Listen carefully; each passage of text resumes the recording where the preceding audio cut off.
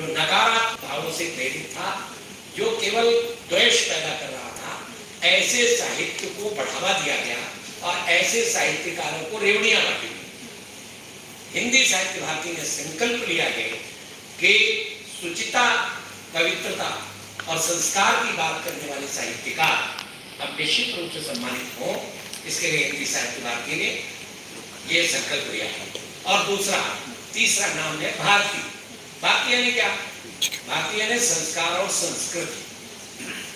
जहां पर सर्वे भवन्तु सुखिनः की कल्पना की जाती है, जहां पर ईशावास्यमिदं सर्वम कहा जाता है, जहां पर ईश्वर अंश जीव अविनाशी कहा जाता है, जहां सियाराम में सब जग जानी कहा जाता है, अर्थात प्राणी मात्र के अंदर भगवान के दर्शन करने का जो भाव है, ये केवल भारत के अंदर है। हम पूजा पद्धति पर कभी जोर नहीं देते।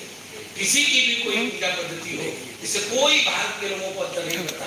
सच्चा भारतवासी वो है जो सभी पूजा पद्धतियों का आदर करे, द्वेष न करे, सबका सम्मान करे, लेकिन मानवता के साथ जिए, मानवता के साथ मरे। यही भारतीय है। रविशंकर जी, मेरा आपसे दूसरा और आखिरी सवाल ये है कि हम भारत के केंद्र में बैठे हैं और केंद्र में भी प्रेस क्लब के कमरे में बैठे हैं। आज दुर्भाग्य भारतवासियों का ये है कि अपने ही देश में हमें अपनी ही भाषा का प्रचार और प्रसार करना पड़ रहा है। तो किस तरीके से हिंदी साहित्य भारती 21वीं सदी में हिंदी को जन जन में, आज अगर मैं कहूँ तो युवा पीढ़ी में ये ओतप्रोत दिखा जाता है कि वेस्टर्न कल्चर आ रहा है, इंग्लिश ना ही केवल सब्जेक्ट बनता जा रहा है, हिंदी पीछे छूटता जा रहा है, संस्कृत जो हमारी एकमात्र भाषा हुआ करती थी, संस्कृत पीछे जा चुकी है, फ्रेंच और जितनी भी विदेशी तमाम भाषाएं हैं वो आगे आ गई है एजुकेशन सिस्टम की अगर हम बात करें तो किस तरीके से हिंदी साहित्य भारती हिंदी का प्रचार प्रसार ऐसे करेगा कि आने वाले समय में युवा पीढ़ी जो है उसको हिंदी भाषा का प्रचार ना करना पड़े, हिंदी इस तरीके से जन जन में बस जाए। देखिए, एक बात तो ये मैं इस बात से सहमत नहीं हूँ कि अंग्रेजी प्रथम भाषा है। मैं दावे के साथ कह सकता हूँ कि दुनिया की संपर्क भाषा नंबर 1 है हिंदी, क्योंकि उसके कई कारण हैं। कारण उसमें बहुत सारे गिनाएंगे तो देर लगेगी, लेकिन अगर मोटे मोटे कारण गिनाए गए तो अंतर्राष्ट्रीय कंपनियां हिंदुस्तान के अंदर अगर उन्हें बाजार खोजना है तो उनकी संपर्क भाषा हिंदी होगी ही, और इसलिए ऐसे युवकों को ही वो नौकरी देंगे जो हिंदुस्तान में प्रोडक्ट बेच सके, अर्थात लोगों से सीधा संवाद स्थापित कर सके। इसीलिए विश्व के अंदर 125 यूनिवर्सिटीज हैं जिनमें हिंदी की पढ़ाई जाती है। बहुत सारे विभाग भी हैं और केवल हिंदी यूनिवर्सिटीज भी हैं जहाँ पढ़ाई जा रही है, और वहाँ पर ये माना जाता है कि हिंदी पढ़ने के बाद रोजगार की गारंटी, इसलिए विदेश भी इसमें सहयोग कर रहा है हिंदी को पढ़ाने के लिए।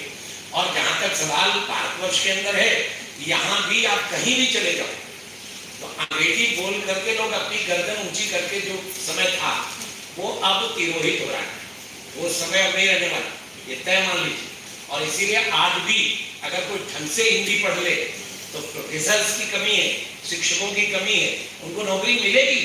लेकिन दुर्भाग्य है कि जो अंग्रेजों का षड्यंत्र था, जिसको चाहे कर्नल टाट, चाहे लॉर्ड मैकाले, चाहे मैक्स मूलर, इन सबको लिया जाए, इन्होंने जो देश के अंदर षड्यंत्र के बीज बोए ताकि यहाँ का स्वाभिमान समाप्त हो जाए, दुर्भाग्य से स्वतंत्रता के पश्चात जिन लोगों के हाथ में बागडोर आई, उन लोगों ने भी उसी बेल को सींचा जो अंग्रेजों ने यहाँ पर लगाई थी। उसका परिणाम ये हुआ कि हमें भारतीय कहने में शर्म का अनुभव होने लगी, हमें हिंदी भाषा बोलने में शर्म महसूस हुई। लेकिन आज अब बदल रहा है दुनिया, ये तय मान लीजिए हिंदी के विश्वविद्यालय भारतवर्ष के अंदर भी खुल रहे हैं। आपको माना अटल बिहारी विश्वविद्यालय जो है भोपाल में खुल गया है, और भी बहुत सारे विश्वविद्यालय हिंदी के होने जा रहे हैं।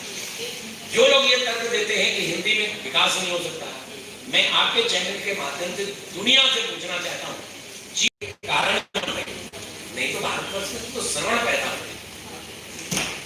ये आप चिंता मत करिए, हिंदी सर्वोच्च भाषा है, सर्वोच्च भाषा बनी। बहुत बहुत आपने हमारे सवालों का जवाब रखा, कीमती समय मेरा धन्यवाद।